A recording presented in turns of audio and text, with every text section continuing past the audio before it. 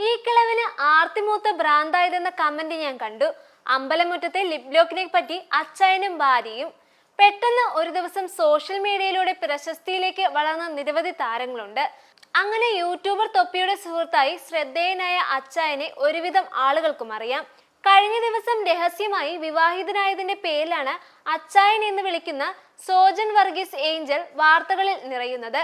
അമ്പലത്തിൽ വെച്ച് ചെറിയൊരു പെൺകുട്ടിയെ താലി കെട്ടിയ ശേഷമുള്ള ചിത്രങ്ങളായിരുന്നു പുറത്തു വന്നത്.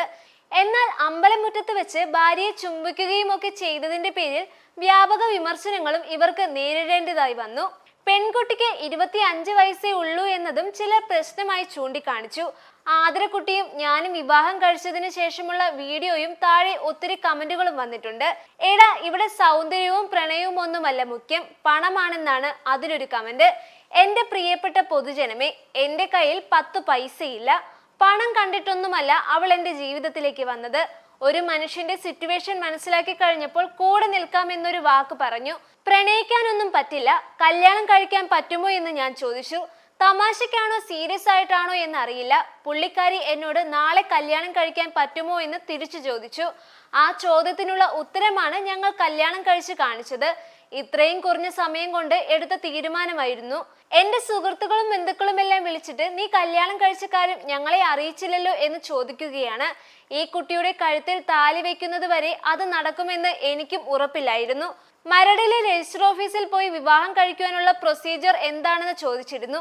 1 മാസം നോട്ടീസ് പീരീഡ് വേണമെന്നാണ് അവർ പറഞ്ഞത്. വിദേശ രാജ്യത്തേക്ക് പോകാനാണെങ്കിലും 1 മാസത്തെ സമയം വേണം. അങ്ങനെയാവുമ്പോൾ ഇവൾക്ക് കൊടുത്ത വാക്ക് പാലിക്കുവാൻ സാധിക്കില്ലല്ലോ. പിന്നെ വിവാഹം കഴിക്കുവാൻ എന്താണ് വഴിയെന്ന് ആലോചിച്ചപ്പോഴാണ് 2 അമ്പലങ്ങളുടെ കാര്യം അറിയുന്നത്. 2 മാലയൊക്കെ വാങ്ങി വെച്ചതുകൊണ്ട് സംഭവം കളറായി. ഈ പൊട്ടന് എങ്ങനെ പെണ്ണ് കിട്ടിയെന്ന് ചോദിച്ചവരോട് ഞാൻ ട്രൈ ചെയ്തു, എന്റെ ട്രയൽ ഇവൾ വീണു എന്നേ പറയാനുള്ളൂ. ഒരുപാട് മുൻപേ ആതിരയുമായി പരിചയമുണ്ടായിരുന്നു. അമ്മയുടെ അസുഖത്തെക്കുറിച്ചൊക്കെ ഇവൾ എന്നോട് ചോദിക്കാറുണ്ട്. ഞാൻ ഇവിടെ ഒറ്റയ്ക്കുള്ളതിനാൽ അമ്മയെ നോക്കാനൊക്കെ ഒരാളെ വേണമായിരുന്നു. അങ്ങനെയാണ് ഇവൾ വരുന്നത്.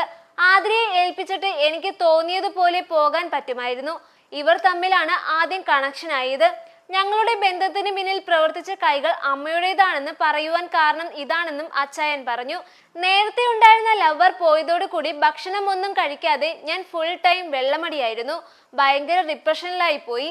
ലവർ ഇല്ലാത്തത് കൊണ്ടാണ് നിങ്ങൾ ഇങ്ങനെ പാടുപെടുന്നതെങ്കിൽ എന്നെ അങ്ങനെ കണ്ടൂടെ എന്ന് അവൾ ചോദിച്ചു. ഞാനത് കേട്ട് ഞെട്ടി. മാത്രമല്ല തന്റെ വീട്ടിൽ സംസാരിച്ച് നോക്കാമെന്നൊക്കെ ഇവൾ പറഞ്ഞു. എന്നെ ആശ്വസിപ്പിക്കാൻ വേണ്ടി പറഞ്ഞതാണെന്നാണ് കരുതിയത്. പക്ഷെ അങ്ങനെയൊന്നും ആയിരുന്നില്ല. ഇവൾ സീരിയസ് ആയിട്ടാണ് പറഞ്ഞത്. എന്റെ വൈബിന് അനുസരിച്ചുള്ള ഒരാളെ കിട്ടിയപ്പോൾ ഇത് പോയാൽ ഇനി പണി പാളുമെന്ന് തോന്നി. അങ്ങനെ ഒരു സംഭാഷണം കൂടി കഴിഞ്ഞതോടെ എന്നാൽ കെട്ടിയേക്കാം എന്ന് തീരുമാനിച്ചു. തൊപ്പിയാണ് എല്ലാ കാര്യങ്ങളും സ്വന്തം അനിയനെ പോലെ മുന്നിൽ നിന്ന് ചെയ്തു തന്നത്. വിവാഹം കഴിക്കുന്നത് വരെ കാര്യങ്ങളൊക്കെ ഉഷാറായിരുന്നു. ഇതിനു ശേഷമാണ് കമന്റുകൾ വരാൻ തുടങ്ങിയത്. ഇന്നലെ ഹണിമൂൺ ട്രിപ്പിനെ കുറിച്ച് ഒരു പോസ്റ്റ് ഇട്ടിരുന്നു. കള്ളക്കിളവൻ എന്നാണ് ആളുകൾ അച്ചായനെ വിളിക്കുന്നത്. പക്ഷെ അദ്ദേഹം കിളവനൊന്നുമല്ല. ഭംഗി നോക്കിയല്ലോ, മനസ്സ് നോക്കിയാണ് സ്നേഹിക്കുന്നതെന്നും ഭാര്യ പറയുന്നു. ഇത്രയും മതിയല്ലോ എന്നാണ് അച്ചായൻ ചോദിക്കുന്നത്. തങ്ങളെക്കുറിച്ച് വരുന്ന നെഗറ്റീവ് കമന്റുകളൊന്നും ഇവൾ നോക്കാറില്ല. പക്ഷെ ഞാനാണ് അവളെ വിളിച്ച് കാണിച്ചു കൊടുക്കുന്നത്. കാരണം കുറച്ചു കഴിഞ്ഞ് അവളായി ഇതൊക്കെ വായിക്കുമ്പോൾ ഒരു ട്രോമയായി പോകും. മുൻപ് എനിക്കും അങ്ങനെ ഒരു അനുഭവം ഉള്ളതാണ്. അന്ന് ഭയങ്കര വേദന തോന്നിയെങ്കിലും പിന്നീട് അതൊക്കെ ശീലമായി. അമ്പലത്തിൽ വെച്ച് ലിപ് ലോക്ക് ചെയ്തത് വിവാദമായി. അത് ആ മൂഡിൽ നിൽക്കുമ്പോൾ ക്യാമറമാൻ പറഞ്ഞത് കൊണ്ട് ചെയ്തതാണ്.